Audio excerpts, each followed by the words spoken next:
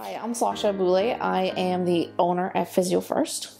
I moved back to Grand Falls about 7 or 8 years ago, and my goal was to open a multidisciplinary clinic where multiple professionals could work together all under one roof, but also build a new culture where it's all about giving back, giving to the community, and actually making sure that employees aren't just responsible for their 9 to 5 or 9 to 9, but actually giving back in a different way after hours. Sascha, elle n'arrête pas. Elle ne peut pas arrêter. Elle a tout le temps quelque chose, elle a tout le temps une vision en avant d'elle à fond. C'est une fonceuse. So, what we do after hours in terms of physiotherapy, we do a lot of stuff with teams. So from hockey teams, PTA, JCS, outside teams like gymnastics. We also do the Rapids here in town. We do their training, their taping, everything at our own cost. This year we actually get to take part in the Rapids hockey team. So we've been doing a lot of medical help with the boys, and it's been nice to kind of be a part of our community and kind of give back to what they bring to us.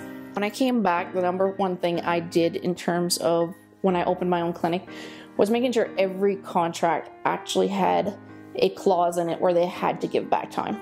The reason why is because we get so obsessed with our own day-to-day operations and activities. We put that as what we should do at the end, but I think putting out that positivity and actually giving back is what supports a full community, not just in terms of operations, like I said earlier. My big thing that I noticed is the more I asked, the more they volunteered. Yeah, since we've started taking part in more of the community, I like being involved. I like having a say in a way. I like being able to kind of bring my skills and help other people. So it's been nice to kind of help everybody in the community and bring something to them. Some of my personal volunteering that actually affects me the most is the volunteering I do on a pro bono basis in terms of treatments. We also do that. We don't advertise it, but I do the elderly in their home that either can't afford or can't get out of their home. So we do that for free as well, and those are my best moments, when you can get someone out of bed that hasn't been out of bed in weeks or can go down the street for a walk, and this is completely out of my hours, but it's the one that pays back the most. She's always very, very pleasant, and she seems to be out to help you all the time, every time she comes here and every time I go there. So I met Donah Bois about 2 years ago.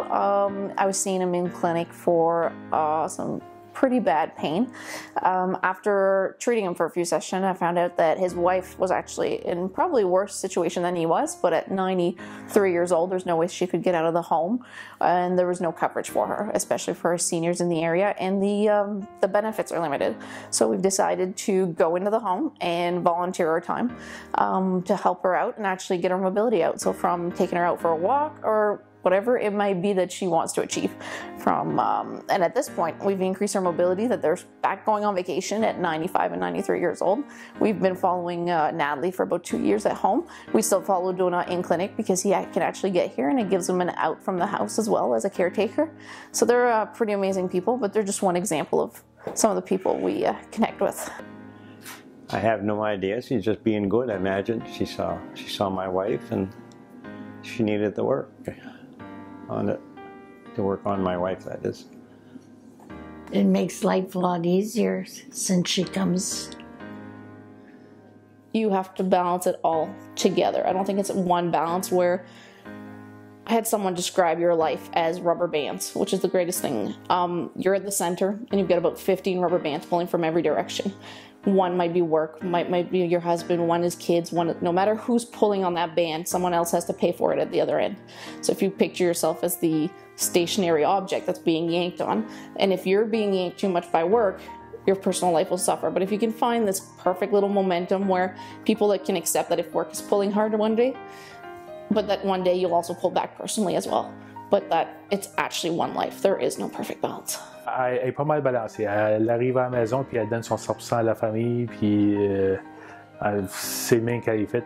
Partout est-ce qu'elle s'implique dans quelque chose, c'est 100%. In terms of kids and balancing it, and my biggest thing is having a great partnership as well. Someone who supports me no matter what, how much time we're giving back, he sees the value in it. Having a great support system in terms of husband, kids, parents, and mother-in-law have been the only thing that actually push things forward and make us achieve even more. Because without that extra support system, it's very hard to make things happen. We're seeing a lot of kids change and leave and not come back. And my big thing is to inspire the youth to actually come back to their communities and see the beauty that's inside of it. I love you, Mommy. Bye.